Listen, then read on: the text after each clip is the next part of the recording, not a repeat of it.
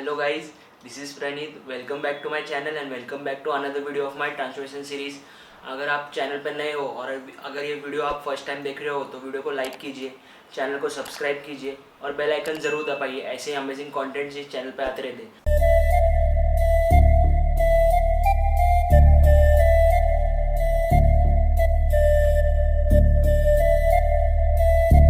नमस्ते दोस्तों, आप फैट लॉस के लिए बहुत स्ट्रगल कर रहे हो, जिम कर रहे हो, आपका प्रॉपर डाइट कर रहे हो, सब कुछ सही कर रहे हो, फिर भी आपका फैट लॉस नहीं हो रहा है।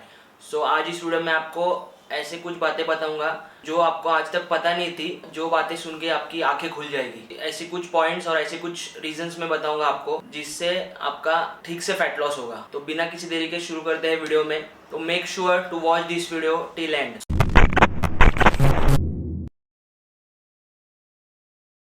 सबसे पहली मिथ, आप सिर्फ कैलोरी डेफिसिट करो आपका फैट लॉस हो जाएगा।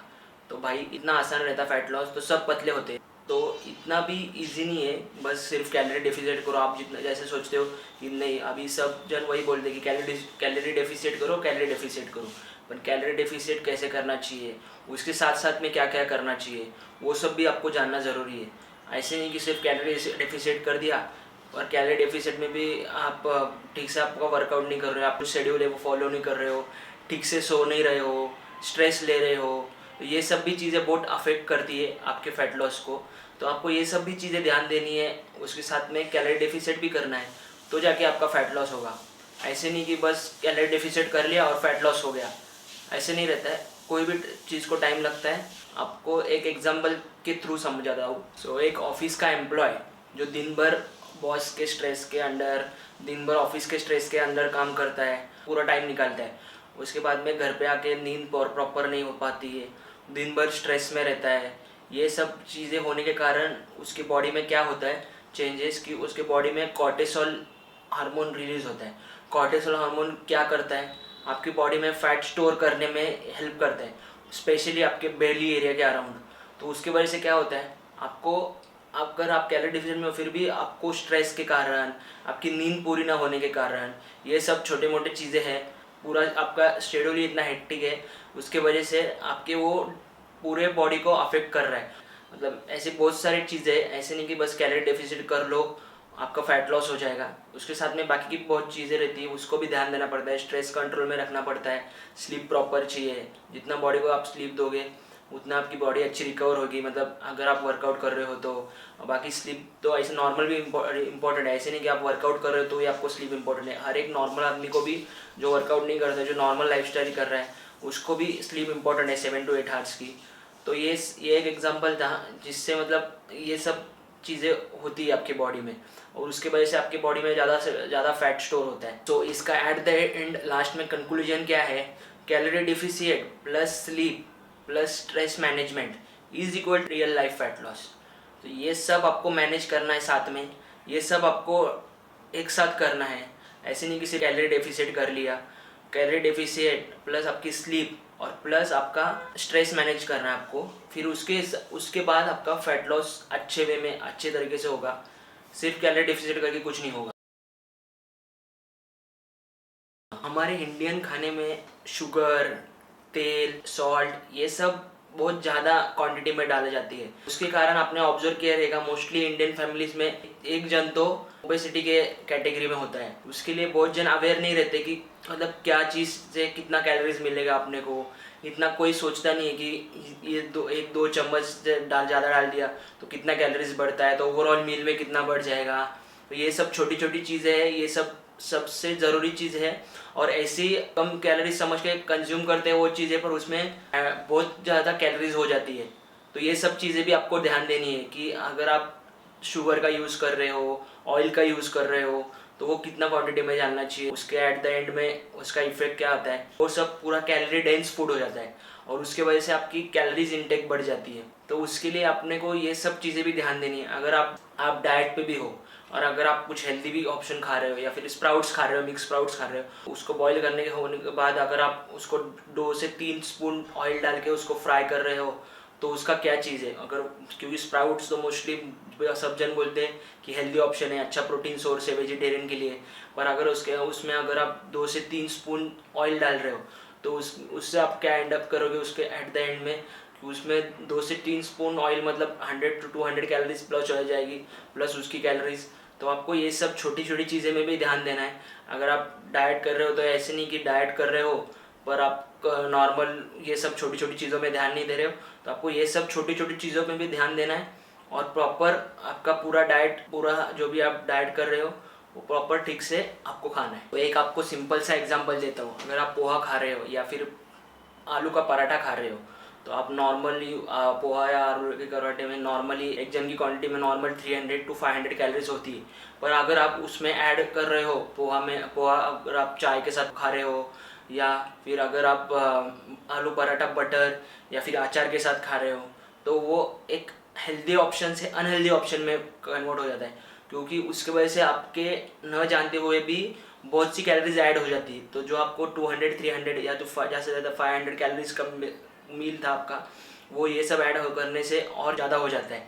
तो उसके वजह से आपको वो जो हेल्दी फूड है का वो कब अनहेल्दी में कन्वर्ट हो जाता है वो आपको समझ में नहीं आता है। तो एक मैंने सिंपल सा एग्जांपल दिया। तो ये सब चीज़ें आप ध्यान दीजिए और उस हिसाब से आप आपके मील प्रिपेयर कीजिए। सो एट द एंड कंक्लूजन क्या है इस चीज़ का, आप वेट लॉस के लिए कितना कम खा रहे हो वो जानना ज़रूरी नहीं है, आप क्या क्या इंग्रेडिएंट उसमें खा रहे हो और कितना पोर्शन में खा रहे हो, ये सब भी बहुत ज़रूरी चीज़ें होती है। अगर आप फैट लॉस में हो तो ये सब चीज़ें भी आप ठीक से ध्यान दीजिए और आपकी मील्स खाइए। तो एक और बड़ी गलती बहुत जन क्या करते हैं, वेट स्केल पे ज़्यादा फोकस करते हैं। 1 किलो कम हो गया तो सोचते हैं कि चलो 1 किलो कम हो गया तो हमारा फैट लॉस हो गया, 2 किलो कम हो गया तो हमारा फैट लॉस हो गया। तो नहीं, फैट लॉस एक अलग चीज़ है, वेट लॉस एक अलग चीज़ है। उनको दोनों को आप कंबाइन मत करो और एक ही मत समझो। अगर आपका वेट स्केल पे वेट कम हो रहा है इसका मतलब ऐसा नहीं कि आपका फैट लॉस हो रहा है, वो आपका वेट लॉस है।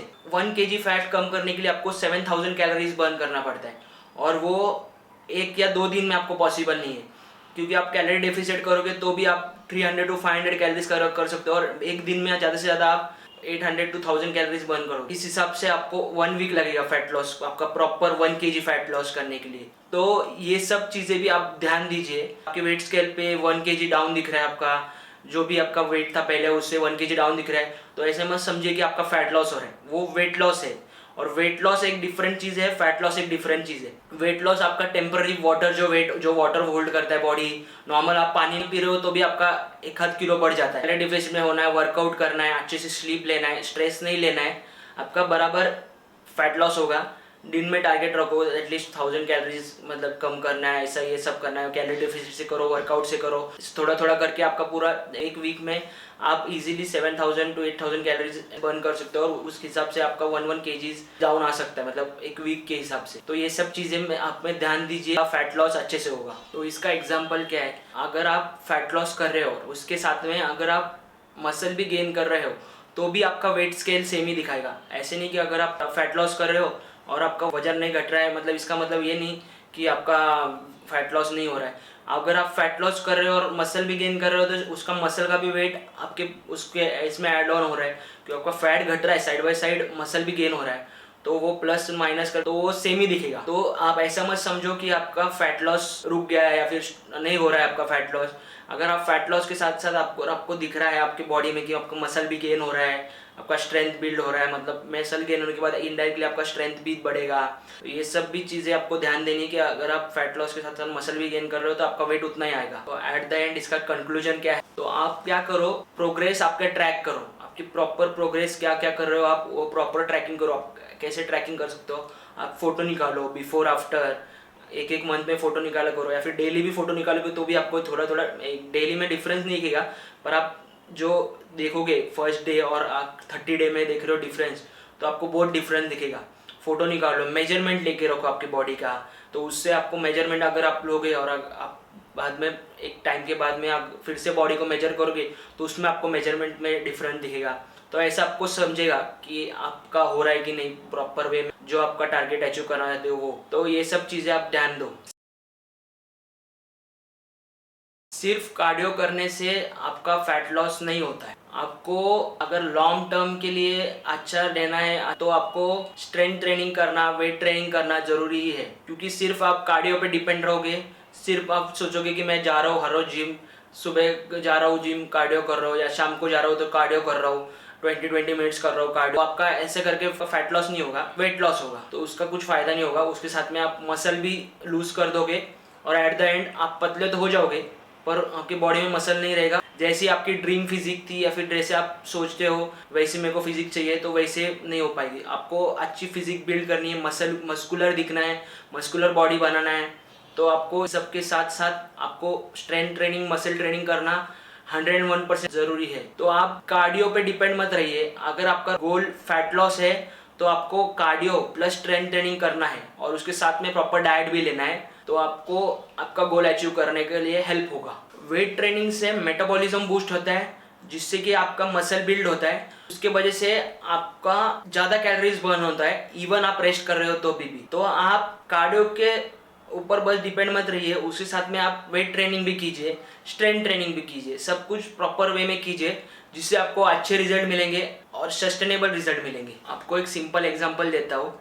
अगर आप 30 मिनट्स ट्रेडमिल पे रनिंग कर रहे हो तो आपकी बॉडी आपकी 30 मिनट्स में 250 to 300 कैलोरीज बर्न करी, और उसी जगह पे अगर आप वेट ट्रेनिंग कर रहे हो तो आपकी बॉडी 24 to 48 आवर्स तक कैलोरीज बर्न करती रहेगी, क्योंकि वेट लिफ्टिंग करने के बाद भी अपने बॉडी में जो मसल आप ब्रेक करते हो वो सब प्रॉपर बिल्ड करने में वो सब में भी टाइम लगता है, और उसमें भी आपके कैलोरीज, बॉडी को कैलोरीज लगता है, और उससे बॉडी से आप कैलोरीज रहती है वो सब प्रोसेस होने में, रेस्ट कर रहे हो तो भी। तो उसके वजह से हम बोलते हैं कि कार्डियो तो सिर्फ टेम्पररी रहता है, क्योंकि आप 30 मिनट्स कर रहे हो तो 30 मिनट्स में आप 200 कैलोरीज बर्न करोगे या फिर 300 कैलोरीज बर्न करोगे।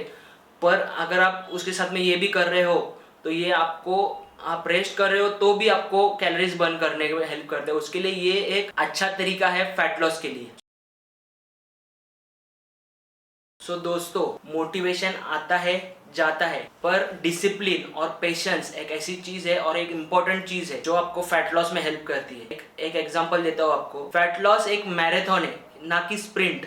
एक परफेक्ट डाइट और वर्कआउट से ज्यादा जरूरी है कंसिस्टेंस। हर एक दिन 1% बेटर बनाओ, this is real fat loss. ये सब याद रखिए आप कि वर्कआउट कर रहे हो ये सब तो ठीक है, पर आपको ये सब कंसिस्टेंटली करना है। ऐसे नहीं कि आज कर रहा हूँ, कल नहीं कर रहा हूँ, परसों कर रहा हूँ। आपको कोई भी चीज़ को अचीव करने के लिए टाइम लगेगा, उसके लिए आपको आपका पूरा 100% देना पड़ेगा और कंसिस्टेंटली वो करते रहना पड़ेगा। आपको एक ना एक दिन उसका रिजल्ट मिलेगा।